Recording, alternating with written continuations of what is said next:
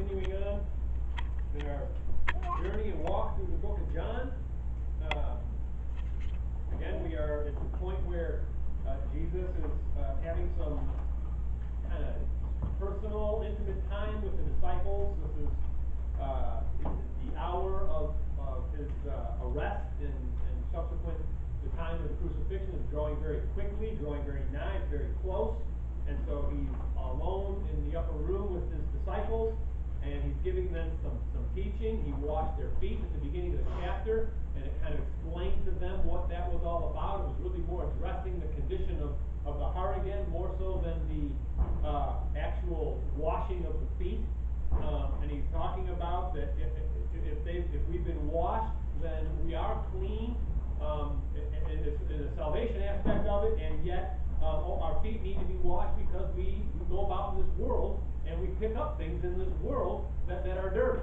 And periodically we need to, pretty much daily actually, we need to be able to get the filth of the world, the things we pick up, the influences, the thoughts, those types of things that try to pull us away from God need to be cleansed. That's why it's so important that we are continually around the Word of God in some way, shape, or form, whether we're listening to it, whether we're reading it, whether we're seeing it, the whole nine. I mean, talking about it, being around people who are godly people to influence, to sharpen us. Those are all very important because it helps clean off the filth that we gather from the world. I mean, let's face it.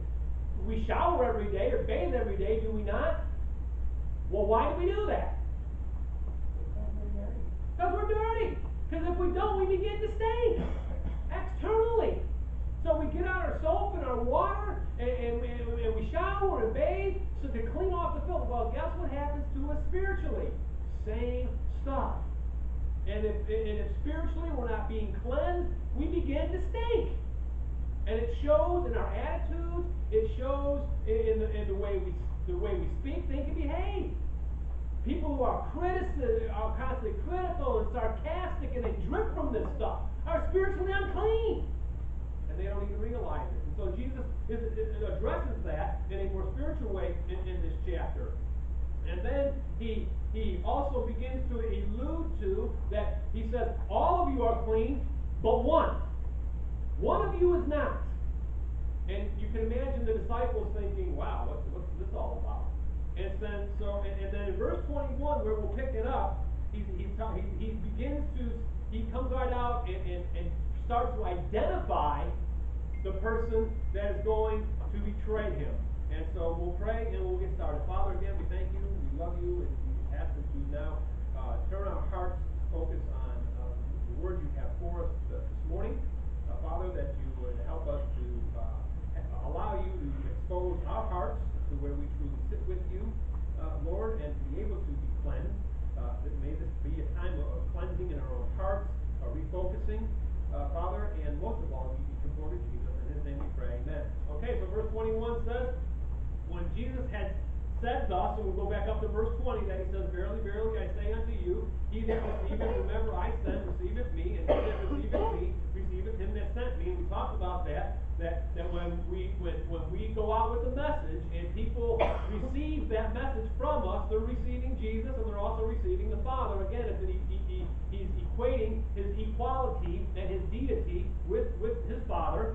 And then he says in verse 21 that when he had said this, he was troubled in his spirit and testified and said, verily, verily, I say unto you, that one of you shall betray me. So, here it is. Now he's troubled in his spirit because amongst his 12 closest friends, his 12 closest disciples, he knew one of them was going to betray him. He didn't identify the actual person yet. Of course, we know who it is because we have the story, we have the account written in front of us.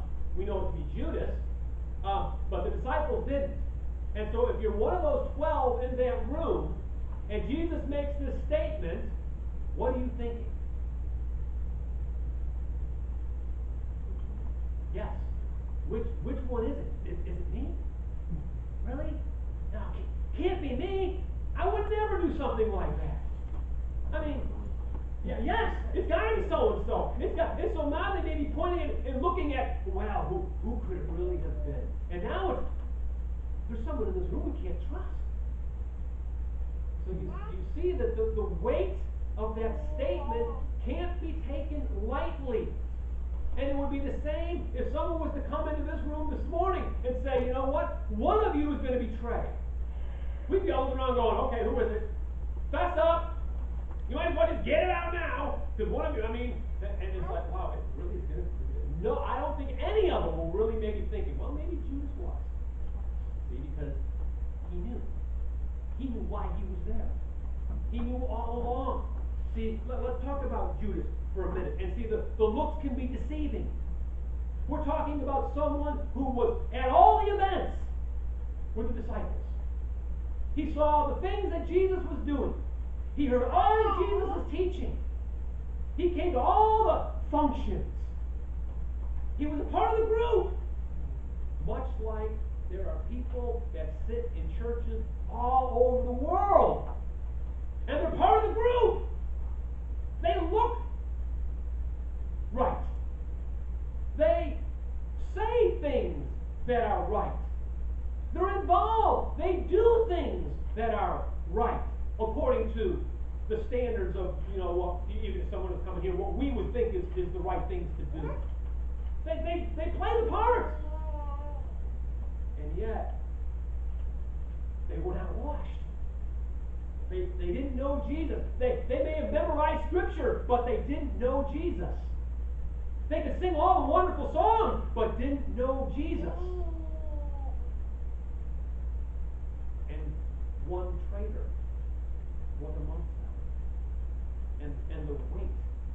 And so, Judas, you got to think, wow, how can that be? Same thing as today. How can that be? How is that possible? Well, remember, Judas was the one, and see, this is how you can identify. Because we're easily deceived. The disciples were obviously deceived. They had no idea that one amongst that group was going to betray. They had no idea one of them, especially not just, it wasn't like Judas was going to betray Peter or John or Nathaniel or anyone like that. He was going to betray Jesus, their master, their teacher, their leader. And he became, why? Well, look at Jesus. We're talking about the same guy that in chapter 12, when Mary busted that bottle of ointment open and washed Jesus' feet, Judas right away stood up and said, well, why did she do that? Why wasn't that given to the soul and the money given to the whore like he really wanted to help them? Well, look at his attitude. Criticism right off the bat. Perhaps sarcasm. I mean, really, what a foolish woman. Boy, what a waste of that ointment. She was serving a master. And that's a waste? We have those amongst us. Those who, and I'm not necessarily saying specifically here, but I'm amongst us as the church as a whole, we have those who are very quick to criticize everything that's being done. They're sarcastic. Their communication is that of sarcasm. They drip with it. You got to kind of wonder, do you know Jesus? Or are you playing like you know him? Like Judas. His heart was unmoved with any kind of compassion that Jesus had. His heart was unmoved with any kind of love that Jesus had. He was no different than the Pharisees and the Sadducees and all the other Jews that were outside the group that wanted to, and intentionally went out to trip Jesus up. He was covert. He wasn't on the outside, he was on the inside. And all the while, waiting for the opportunity. And you got to wonder, did he have that towards Jesus, in spite of all the things that he was intimately connected with. And so Jesus is going to identify him, expose him. Verse 22, then the disciples looked on one another, doubting of whom he spake. There it is. They're stunned. They're kind of caught off guard with such a statement. They're looking at one another.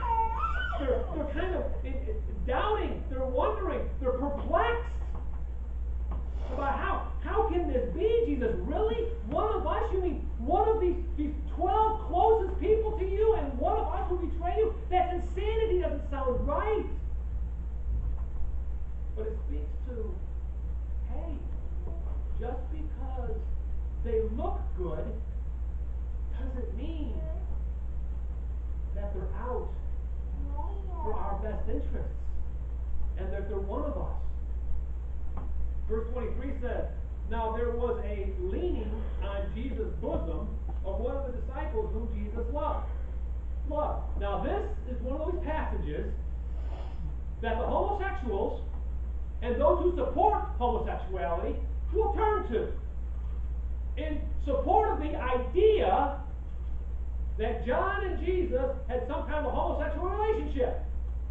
Where did they get that? Well, because he was leaning on Jesus' bosom, which would, in their perverted mind, would have been like leaning on his chest. And you can kind of see the kind of perverted intimacy that they want to picture to support their claim and their lifestyle of homosexuality.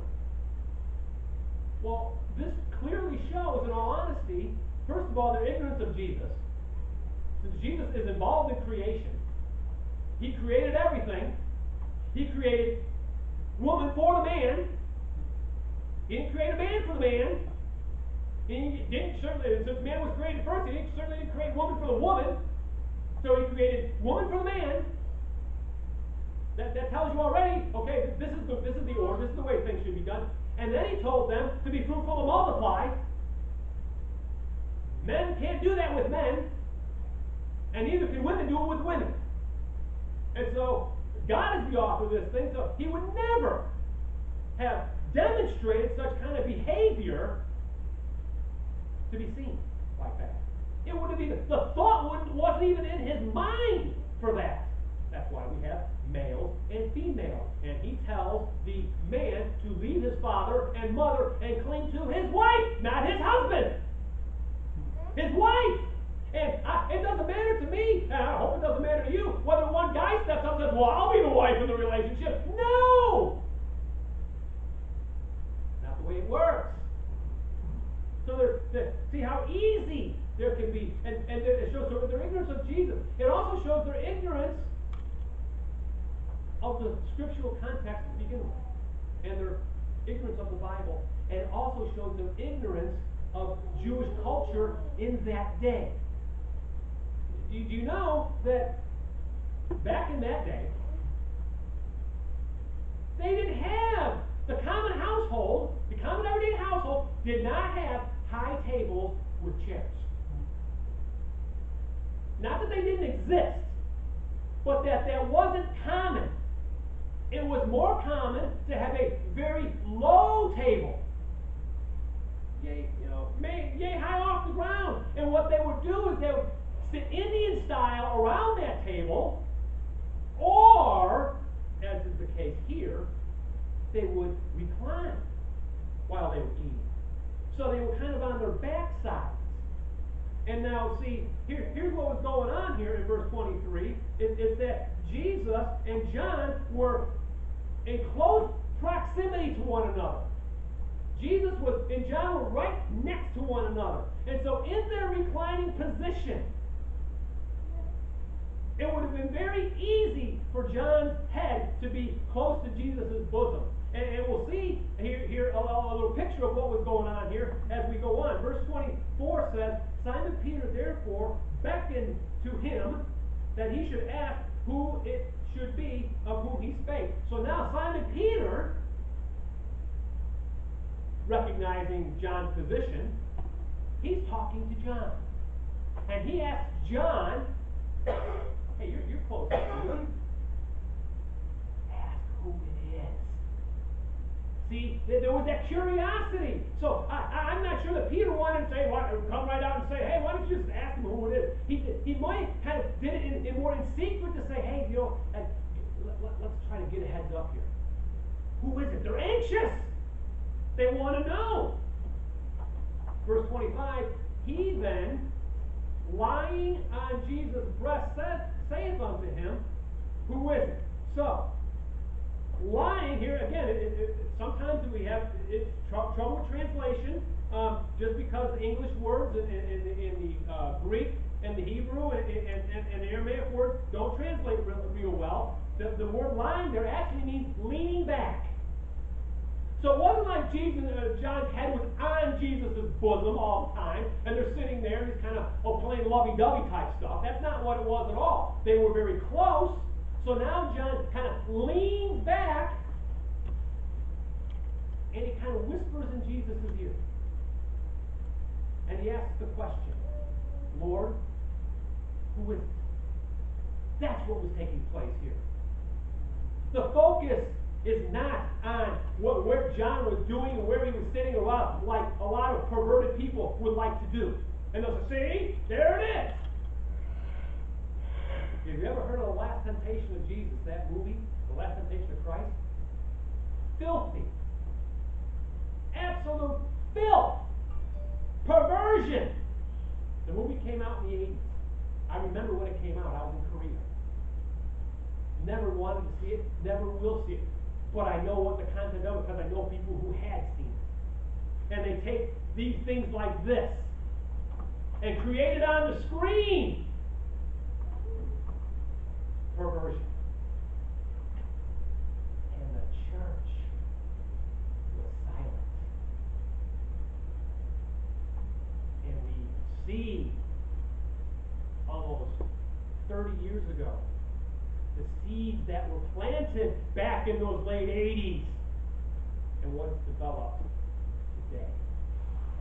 Now even the church can be deceived and question, well, maybe he did. Sad. Silliness. Bad on the part of the church. So he leaned close, privately, and whispered in Jesus' ear. Jesus answered, he it is to whom I shall give a sop. And a sop was just a piece of bread. Who it is I give a sop when I have dipped it? And when he had dipped the sop, he gave it to Judas Iscariot, son of Simon. Now, again, the exchange between John and Jesus wasn't verbal, really, so everybody could hear it. John was perhaps the closest disciple that Jesus had amongst that group. And so this was a private thing, and Jesus is going to identify, certainly to John, who it was. This whole idea of dipping a sop is kind of a thing of how a host would honor somebody. They would often distinguish an honored guest by giving him the choice of a morsel of bread or whatever dipped in something, in a sauce. And then they would place it on their tongue. It was a thing of honor. So when Jesus is doing this, what's going through the disciples' heads? Yes, he's going to honor somebody. They're not all of a sudden not really maybe thinking of who it is that's going to be the betrayed one. They're looking at who it is that was Jesus is going to honor. And after the sop, Satan entered into him. Then said Jesus unto him, that thou doest, do quickly. So Jesus gives it to Judas. And as soon as he did, Satan entered in. Judas became really possessed by the devil. The time for Judas to be able to repent had come to an end. The reality of what Paul wrote to the church of Rome in Romans chapter 1, that God will eventually give someone over to a reprobate mind, happened. It's not like Judas didn't have any opportunities. It's not like that he wasn't being drawn. It wasn't like he was being shut out from the gospel. It wasn't like he wasn't in the presence. He was. Judas had every opportunity. But the hardness of his heart would not allow him. Is that God's fault? No. Did God choose him not to be saved? Did he say, no, I'm not going to save you, Judas? Is that what God did? No. Jesus chose him to be one of the 12. Even knowing that his heart was going to be continually hardened. Judas made his own choices to reject and reject and reject constantly. And that's not a good place for anyone to be. When we reject and we reject and we reject, our heart becomes more hardened, and no matter what God does, it won't be good enough. It won't be able to break through. And God says, okay, you want it this way? This is your choice. My choice is for you to come to me. He told the Pharisees, not that you can't, but that you willfully will not come to me. My choice is for you to come to me. I want you. And he said, no. And God said, okay, I will give you what you want. You don't have to have anything to do with me. You can be mad at me. You can not like what I'm doing. You can use all your justifications because you don't know the plan and you want to know the plan and you're mad and you're angry and your life you think stinks and blah blah. All that stuff. You can have it. I'm going to give you what you want. And then Paul identifies what that life looks like. Violence, vulgarity, no peace. Confrontational, hatred, strife. That's the result. That's what he chose. And we know people that do the same thing. And it's easy to say, let them go. They deserve it now. Hey, we deserved it. Not one of us deserves God's grace. Not one of us. Not one of us deserves to be saved. And yet God says, in spite of all of that sin and the fact that you're born in that condition, I still love you. And I want you to be part of my kingdom. That's what he wants us to send that message. That, hey, God wants you to be part of the kingdom. And I want you to be a part of it too. Because God reached out to me when I wouldn't reach out to him. I'm reaching out to you in the same way. And Jesus said to him, Judas, that thou doest, do quickly. So, Judas, what's on your heart? What you have in your heart, you go ahead and do it, and do it. You reject it. There's nothing more that needs to be done. And if we remember, Judas was the one that was used to bring forth the prophecy. It was in the plan. Jesus was going to go to that cross. So if it wasn't Judas, it was going to be somebody else. But Judas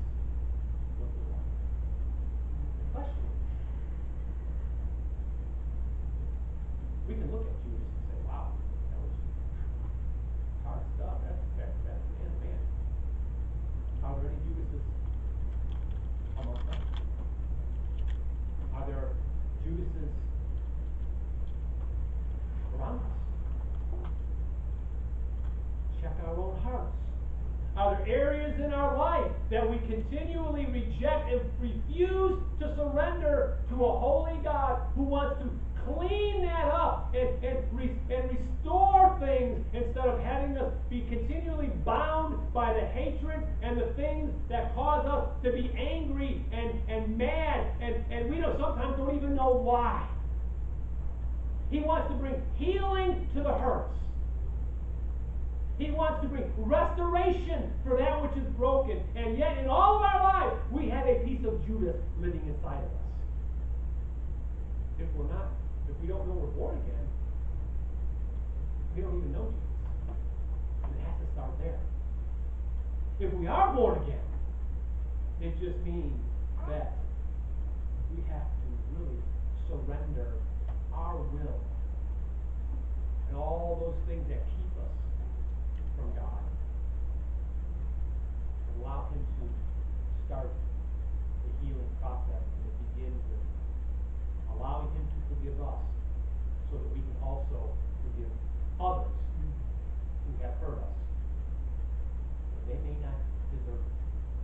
So let's keep in mind, even if it's Father, again, we love you and thank you for your goodness to us. Thank you for the lessons that we can learn.